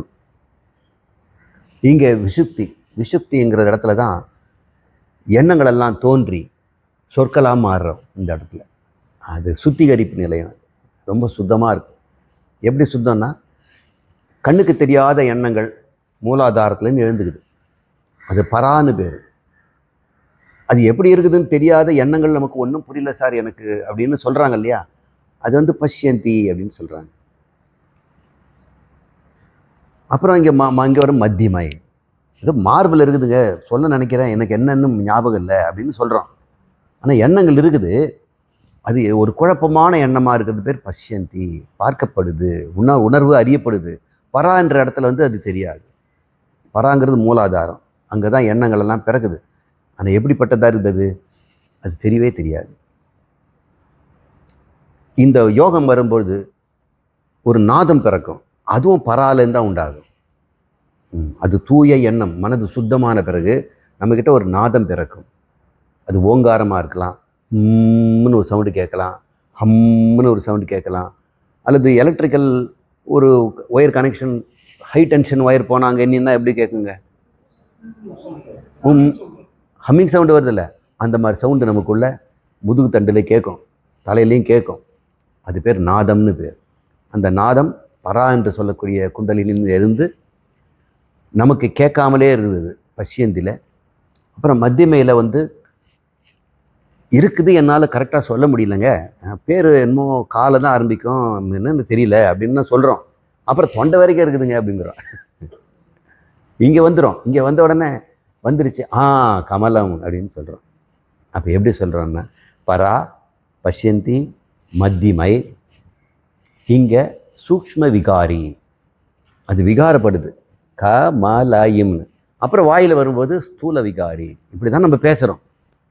எண்ணங்கள் எல்லாம் இந்த சுழுமுனை நாடி வழியாக தான் இந்த உருவை எடுத்துக்கிட்டு வருது. இது சுத்தம் பண்ணிட்டோம்னா எண்ணமும் சுத்தமாயிடும், கண்ட எண்ணங்களும் வராது. இப்போ நம்ம எல்லா எண்ணங்களும் கண்ட பேச்சுகளும் வரும்போது சுழுமுனை நாடி எப்படி இருக்குன்னு நினைக்கிறீங்க? சாக்கடை மாதிரி தானே இருக்கும். அப்போ சித்தர்கள் என்ன பண்ணுறாங்க, முதல்ல சாக்கடையை க்ளீன் பண்ணு. அது எப்படி பண்ணுறதுங்க? க்ளீன் பண்ணாதான் நீ சொல்லக்கூடிய அம்பாள் அப்படியே ஆடி ஆடி மேலே வருவா. அப்போது 3 ஜங்ஷன் இருக்குது, 3ஆக பிரிது பாருங்கள். அதெல்லாம் 3 முக்கியமான வால்வு. அது மூடி இருக்கும், அதை தொலைச்சிக்கிட்டு போகணும். அந்த வால்வை திறக்கணும். 3 இடத்துல அந்த வால்வு இருக்குது. இப்போ முதல் வால்வை திறக்கிற முறையை ஒன்று இருக்குது, 2வது வால்வை திறக்கணும், அப்புறம் 3வது வால்வை திறக்கணும். இந்த வால்வு பேர் பந்தம்னு சொல்கிறாங்க. முதல் வால்வுக்கு மூலபந்தம் அப்படின்னு பேர், 2வது வால்வுக்கு உத்தியான பந்தம் அப்படின்னு பேர், 3வது வால்வுக்கு ஜாலாந்தர பந்தம் அப்படின்னு பேர். உங்கள் குருநாதர் எல்லாம் சொல்லிக் கொடுப்பார். இந்த பந்தத்தை ஓப்பன் பண்ணுறது எப்படின்னா அவர் சொல்லிக் கொடுப்பார். இந்த மூலாதார பந்தத்தை அஸ்வினி முத்திரையில் செய்ய, இந்த குதம்னு சொல்லக்கூடிய ஆசன வாயை திறந்து திறந்து மூடு, 12 முறை மூடு. ஒவ்வொரு முறையும் மூச்சை இழுத்து பிடிச்சிக்கிட்டு மூடிக்க, அப்புறம் திறக்கும்போது மூச்சை வெளியே விடு அப்படின்னு சொல்லி கொடுப்பார். அவர் சொல்கிற மாதிரி செய்யுங்க. எதுக்கு இதெல்லாம் செய்கிறோம்னா, அம்பாள் முதல் தடையை மூலபந்தத்தை தொலைக்கணும். தொலைக்கு வந்தோடனே மறுபடியும் கீழே இறங்கிடக்கூடாது இல்லை, அந்த வால்வை மூடணும். அப்புறம் அங்கேருந்து மேலே ஊட்டியான பந்தனத்தின் மூலம் மார்பு பகுதி கொண்டு வரணும். அங்கே ஒரு முட்டிட்டு நிற்பாங்க. இந்த 3 மண்டலத்தின் முட்டிய தூணை, இந்த தூண் மாதிரி இருக்குது இல்லையா, அது நான்ற வாயின் நாவில் எழுப்பி, அது பேர் பாம்பு இல்லையா, நான்றெழும் பாம்பின் நாவில் எழுப்பி. அது பாம்பு மாதிரி சுன்னு சத்தம் போட்டுட்டு போகும். இப்படி மேலே ஏறும்போது இங்கே ஊட்டியான பந்தனத்தில்னால அதை நம்ம வந்து முதுகு மடித்து வாழை குமரிக்காக உடம்பை மடித்து அதை முக்கி தள்ளி கும்பகம் பண்ணி மேலே தள்ளி கழுத்தில் கொண்டு வந்து ஜாலாந்தர பந்தனத்து மூலம் கழுத்தை நசுக்கி அதை மேலே கபாலத்துக்கு கொண்டு போய், கபாலன்னா சகசிராரம், அங்கே கொண்டு போனோன்னா அம்பாள் சிவனோட கலப்பா. இது செய்யறதுக்கு வேண்டிய பயிற்சி முறை தான் நான் அதிக நேரம் எடுத்துக்க வரேன். முதல்ல நாடி சமநிலை அப்படின்னு சொல்கிறேன். 72,000 லட்சம் நாடிகள் உடம்புல இருக்கு இல்லையா, அதை வந்து தடுமாறிட்டு இருக்கும். சூறாவளி மாதிரி இருக்கும். கோபத்திலேயோ பயத்திலேயோ ஆசையிலேயோ இருக்கிறவன் உடம்புல நாடி நரம்புகள் எல்லாம் முறுக்கிக்கிட்டு இருக்கும். ஒரே டென்ஷனாக இருக்குதுங்கிறான். என்ன அர்த்தம் டென்ஷன்? முறுக்கிக்கிட்டு இருக்குது, தளர்த்த தெரியல. ஒரு வில்லு நானும் இழுத்து கட்டினா எப்படி இருக்கும்? அதுக்கு புடைச்சிக்கிட்டு இருக்கும் இல்லை? அது மாதிரி தான் நம்ம வந்து இழுத்து கட்டினா வில்லு மாதிரி அப்படியே விரைச்சிக்கிட்டு இருக்கிறோம். அதை அவுத்து விட்டோம்னா அப்படியே லகுவாக இருக்கும். அதை முதல்ல நம்ம செய்யணும், அந்த ரிலாக்ஸேஷன். அதுக்கு வேண்டி சில சுவாச பயிற்சிகள் இருக்கும். 4 4 6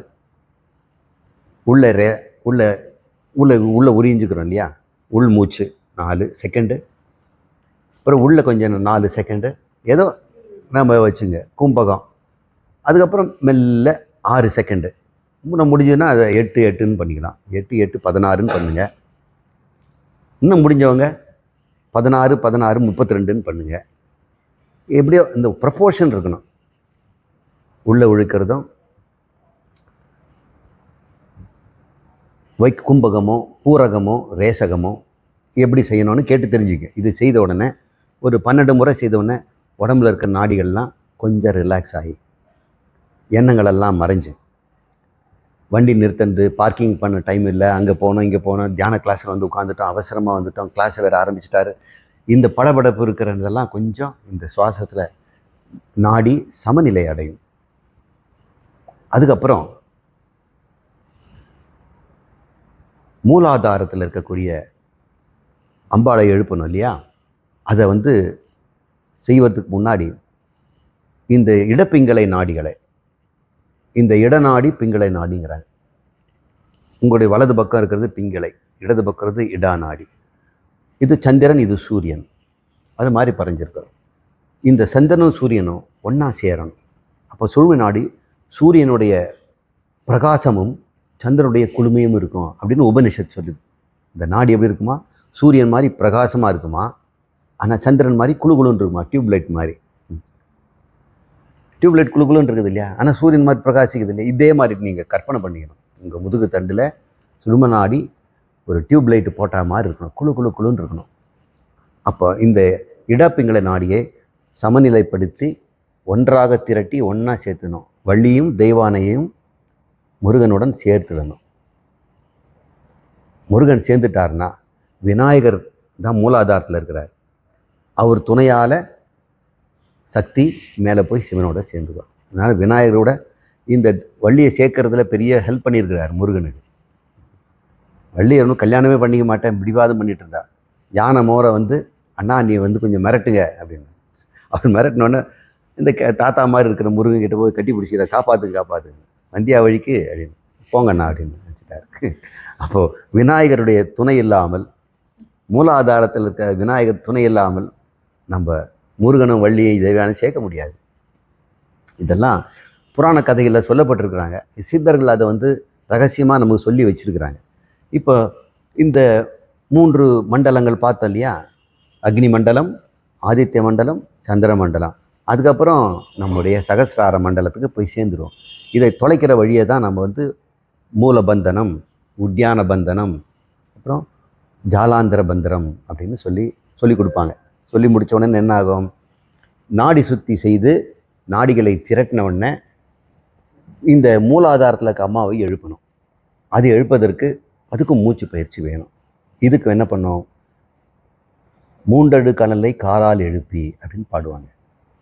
இந்த கனலாக இருக்கக்கூடிய அம்பாளை காலால்னா காத்தாலே எழுப்பணும். ஃபுன்னு அது மாதிரி சில பேர் கிரியா யோகம் பண்ணுவாங்க, பஸ்திரிகா மாதிரி பண்ணுவாங்க.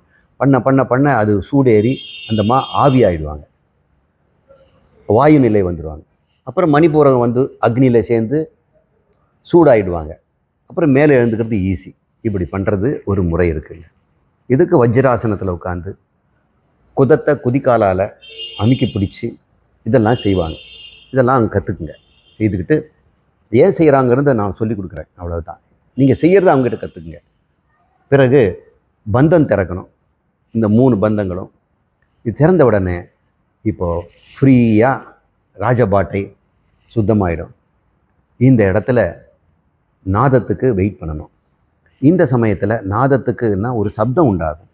ஹுங்காரம், ஹம்காரம், லம் அல்லது போன்ற சப்தம்லாம் வரும். ஓங்காரமும் கேட்கலாம். இது கேட்கறதுக்கு முயற்சியெல்லாம் பண்ணாதீங்க, தானாக தான் நடக்கும். கொஞ்சம் காத்திருக்கணும். அது வரைக்கும் என்ன பண்ணணும், உள்நாதம் கேட்பதற்கு, அது பேர் உள்நாதன் பேர். இதை கேட்பதற்கு சுவாசத்தை நாம் மெல்ல விட்டுக்கிட்டே இருக்கணும். முன்ன மாதிரி கும்பகெல்லாம் கிடையாது, மிக மென்மையாக இருக்கணும். உள்ளே இழுக்கும் பொழுது காற்றை உச்சியிலேருந்து ஒளி கீழ் நோக்கி இறங்குற மாதிரி, வெளிவிடும்போது அந்த வெளி மூலாதாரத்தில் மேலே போகிற மாதிரி மறுபடியும் இருக்கணும். இப்போ கை பம்பை தூக்குறோம் இல்லையா, இப்படி தூக்குறோம், அப்போ இது இறங்குது. கீழே அமுக்கும்போது மேலே தூக்குறோம். அதே மாதிரி நாம் காற்றை உள்ளே இழுக்கும் பொழுது உச்சிலேருந்து இறங்கும், வெளிவிடும்போது கீழேந்து எழுந்துக்கும், தண்ணி எழுந்துக்கிற மாதிரி. இந்த ஒளி எழுந்து எழுந்து போய் போய் வரா மாதிரி செய்துக்கிட்டே வாங்க. அப்புறம் அமைதியாக இருங்க, நாதம் கேட்கும். டின்னைட்டிஸ் நினச்சிக்காதீங்க. சில பேர் காதில் உங்கின்னு சவுண்டு கேட்கும், அது காது ஏதோ கோளாறு. இது வேற. இந்த நாதம் வீணா ஒளி, பேரிகை ஒளி, டமருக ஒளி, இப்படி பலவிதமாகலாம் கேட்குறது சொல்லியிருக்கிறாங்க. ரமணாசிரத்தில் இருக்கும்போது சில பேர் அப்படி பேசிக்கும்போது கேட்டேன், உங்களுக்கு என்ன கேட்டுதுன்னா அந்த கேட்டுனா அவங்கெல்லாம் பேசிக்கிட்டாங்க. எனக்கு டமரம் கேட்டுது, அது கேட்டுது. அவங்க கேட்டது அவனுக்கு தான் தெரியும், அவன் சொல்கிறத நம்பி தான் ஆகணும். அவ்வாறு ஒருவர் அறிகின்றதுனால் எவ்வாறு ஒருவருக்கு இசைவிப்பதுவோ அப்படின்னு அருணகிரி சொல்கிறாரு.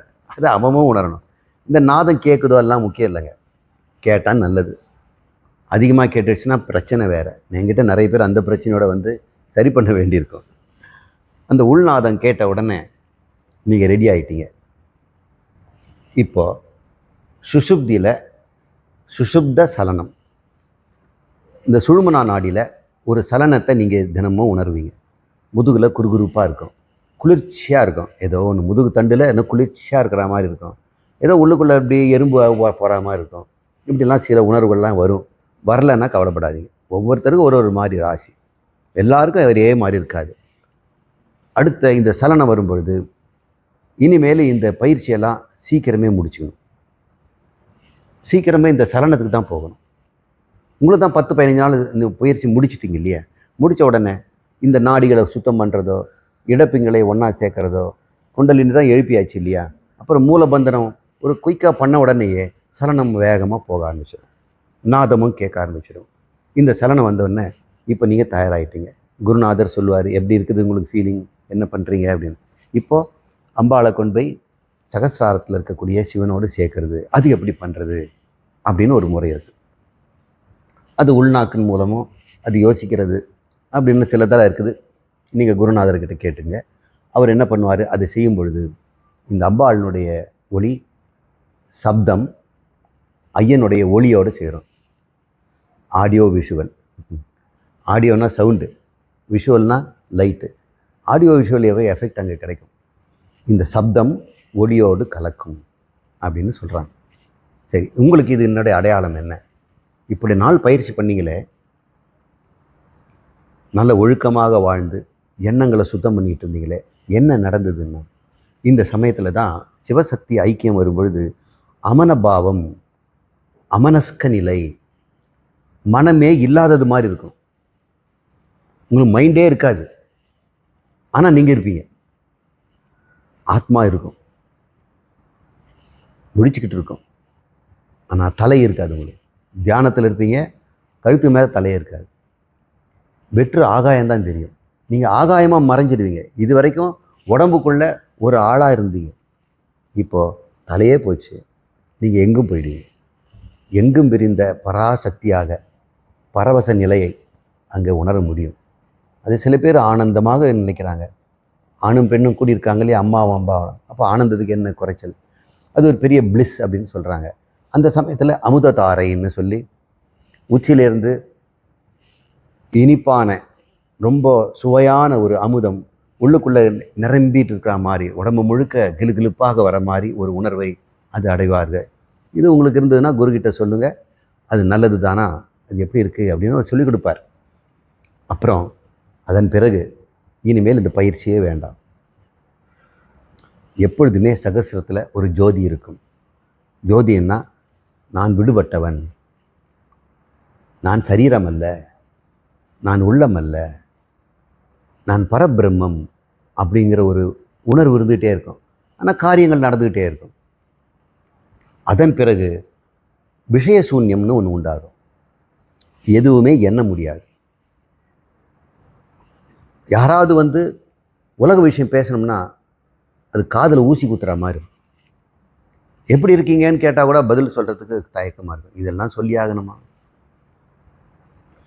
இதெல்லாம் உலகத்தில் ஜனங்க இப்படியெல்லாம் பேசி பழகிட்டாங்க. வந்த உடனே அவங்க எப்படி இருக்காங்க, எப்படி இருக்காங்க, உங்கள் வீட்டுக்காரர் எப்படி இருக்கிறார், உங்கள் அம்மா எப்படி இருக்கிறாங்க, பையன் போனான்னு என்ன பண்ணான், இதெல்லாம் தெரிஞ்சுக்குவாங்க. இதெல்லாம் காது கொடுத்து கேட்கவே கஷ்டமாக இருக்கும். விஷய சூன்யம்ன்ற நிலை வரும். அப்படி இருக்கிற மோன நிலையில் இருக்கிற அவங்கள போய் தொந்தரவு பண்ணாதீங்க. யாராவது சாமியாருங்க அமைதியாக இருந்துகிட்டு இருக்கிறாங்க, மரத்தடியில் கிடப்பாங்க, கோயில் கொகையில் இருப்பாங்க, எங்கெங்கேயோ இருப்பாங்க, அவங்ககிட்ட போய் உங்கள் கஷ்டத்தெல்லாம் சொல்லாதீங்க. அது அவங்களால சொல்ல வேண்டாம். அவங்க தரிசனம் பண்ணாலே போதும், எல்லாம் சரியாயிடும். நம்ம சொல்லி துன்புறுத்தாதீங்க. சுவாமிகளுக்கிட்ட உலக விஷயமே பேசக்கூடாது. அவங்க வந்து உங்களுக்கு பதில் சொல்லுவாங்க மனது இறக்கப்பட்டு. ஆனால் அவங்களுக்குள்ளே எவ்வளோ வேதனை இருக்குன்னு உங்களுக்கு தெரியாது. மனசை கொண்டு வர வேண்டியிருக்குது. அது அமனிய பாவம், அது விஷய சூன்யம்னு பேர். ஒரு சூன்ய நிலையில் இருப்பாங்க, ஆனால் ஆனந்தத்தில் இருப்பாங்க, நிறைவில் இருப்பாங்க. இதெல்லாம் இந்த சித்தர்களுடைய முறைகள். இந்த உள்நாதம் கேட்கும்போதெல்லாம் சில சித்திகள்லாம் வரும். உடல் லேசான மாதிரி, மிதக்கிற மாதிரி, கூடு விட்டு கூடு பாயிறது, இதெல்லாம் கூட நிறைய நடக்கும். அதெல்லாம் சித்தின்னு சொல்லுவாங்க. இதெல்லாம் தாண்டிடணும். இதெல்லாம் பதஞ்சலி சொல்லியிருக்கிறார். இதெல்லாம் தயவுசெய்து செய்திடாதீங்கன்னு அவரே சொல்லியிருக்கிறார். எண்ணெய் காட்டுறதுக்கு போயிருக்கிறீங்க, பின்னாக்க வாங்கிட்டு வந்திருக்கிறீங்களே, இதெல்லாம் பின்னாக்கு. எண்ணெய் தான் நமக்கு பரசக்தி, இந்த பரசிவ நிலைன்னு சொல்லக்கூடிய விஷய சூன்யத்துக்கு நம்ம போகணும்.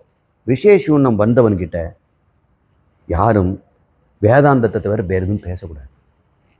ஐயா எங்களுக்கு இதை சொல்லிக் கொடுங்க, பரபிரம் என்ன, நான் ஏன் இப்படி இருக்கிறேன், என்னை எப்படி கடை தேற்றுவது, எனக்கு இது புரியல அப்படின்னு கேட்டோம்னா அவங்க வந்து ரொம்ப சுலபமாக பேசுவாங்க. ஆனால் உலக விஷயத்தை பேசிட்டோம்னா அவங்க சகிக்க முடியாத கஷ்டத்தில் இருப்பாங்க. துன்புறுத்தாதீங்க தயவுசெய்து. ஆனால் அவங்க காட்டிக்க மாட்டாங்க. எல்லார் மேலும் பரங்கருணையோட அன்பும் இருப்பார்கள். அதனால் அவங்க தனித்து வாழ விரும்புகிறாங்க. எங்கேயாவது தனிமை கிடைக்காதா, உலக விஷயத்தில் இந்த ஒதுங்கி இருக்க முடியாதா, அப்புறம் எப்படி நீங்கள் பிழைப்பீங்கன்னா அது பார்த்துக்குவார். பகவான் என்ன பார்த்துக்குவார். அதை பற்றி கவலையே பட மாட்டாங்க. சோறு தண்ணி இல்லாமல் கூட எத்தனை நாள் இருக்குது. அவங்க தான் குண்டலினி சக்தி ஏய்ப்பியாச்சு. அவங்களுக்கு என்ன ஆக போகுது? அவங்களுக்கு ஒரு பசியும் இல்லை. ஏதோ அளவாக கொஞ்சம் சாப்பிடுவாங்க. அவங்க கேட்டதுக்காக சாப்பிட்டு தண்ணி முடிக்கணும் அப்படின்னு முடிப்பாங்க. உணவு குறைஞ்சிடும், நடமாட்டம் குறைஞ்சிடும், பேச்சு குறைஞ்சிடும், இப்படியெல்லாம் இருக்கும். இது பேர் விஷய சூன்யம். இது சூன்ய நிலையை அடைந்தது அப்படின்னு சொல்லுவாங்க. சில பேர் சாமியம் அடைந்ததுன்னு சொல்கிறாங்க. இது சமாதின்னு சொல்லுவாங்க. அதுக்கப்புறம் அவர் இந்த சாதனையெல்லாம் விட்டுருவார். இது வரைக்கும் சாதனைகள் இருந்தது. அவர் இனிமேல் சும்மா தான் இருப்பார். இதைத்தான் கந்தர் அனுபூதியில் அருணகிரியார் எனக்கு சும்மா இரு, இந்த மேலே இருக்க எட்டும் சொல்லு, இதெல்லாம் விஷயங்க. ஒரு சொல்லும் இல்லாமல் சும்மா இருத்தல், சும்மா இரு சொல்லற, இது தாங்க. இவ்வளோ கஷ்டப்பட்டு சில பேர் குருநாதர்கள் 12 வருஷம் கற்றுக் கொடுக்குறாங்க. எங்கெங்கெல்லாம் கூட்டு போய் உட்கார வைக்கிறாங்க. அவங்களும் படாத பாடுபட்டு இதை செய்ய அதை செய்யன்னு சொல்கிறாங்க. ஆனால் கொஞ்சம் கூட மாறாமல் அப்படியே ஜனங்கள் இருக்கிறத பார்க்கும்போது அந்த குருநாதர் ஐயோ கடை விரிச்சனே, வாங்கிறதுக்கு ஆள் இல்லையே, நானும் எவ்வளோ கஷ்டப்பட்டேன் அப்படின்னு. இன்னும் குருநாதர் புகழ பாடுறாங்க, நமஸ்காரம் பண்ணுறாங்க, என்னென்னோ செய்கிறாங்க. ஆனால் அவர் மாதிரி ஆகவே விரும்ப மாட்டாங்க. அவருக்கு நீங்கள் செய்கிற ஒரே ஒரு பணிவிடை என்னென்னா, அவர் நிலையை நீங்கள் அடையணும். எல்லாரும் அந்த பரசிவ நிலையில் திளைச்சிருக்கிறது மட்டும்தான் குருநாதரை விருப்பம். வேதாந்திகளுக்கு இதெல்லாம் ஒன்றுமே கிடையாது. அவங்களது பெரிய பெரிய ராஜபாட்டை, அவங்க ஷார்ட்கட்டில் உபதேசத்தாலேயே அவங்க சும்மா இருந்துடுறாங்க. இதை தான் நம்ம அனுபூதியில் பேசும்போது நிறைய லெக்சர் நமக்கு அதை விளக்கி சொல்லிகிட்டு இருந்தோம். இப்போ அடிப்படையாக சித்தர்களுடைய ரகசியங்களையும் சொற்களையும் புரிஞ்சுட்டோம் இல்லையா? இனி அடுத்த வகுப்பில் அம்மா பாடியிருக்கிற பாட்டில் எந்த விஷயமும் பேசாமல் நேராக சொல்லிவிடுவோம். அப்போ நான் ரீகலெக்ட் பண்ணுவேன். இதெல்லாம் சொன்னதெல்லாம் நீ நினச்சி பாருங்கள், இதை பாருங்கள், இதை தான் சொல்கிறாங்க. இப்போ சொல்ல வேண்டியதெல்லாம் சொல்லிட்டேன். அடுத்த வகுப்பில் நாளைக்கு இருக்கா? நாளைக்கு நம்ம மறுபடியும் சந்திப்போம். விநாயகர் அகவலில் எவ்வளோ முடியுமோ அவ்வளோ நம்ம பார்த்துருவோம். ஓம் பூர்ணமத பூர்ணமிதம் பூர்ணாத் பூர்ணம் முதஸ்யதே பூர்ணஸ்ய பூர்ணம் ஆதாய பூர்ணம் ஏவாவசிஷ்யதே. ஓம் சாந்தி சாந்தி சாந்தி. ஹரிஹி ஓம். ஸ்ரீ குருப்யோ நமः. ஹரிஹி ஓம்.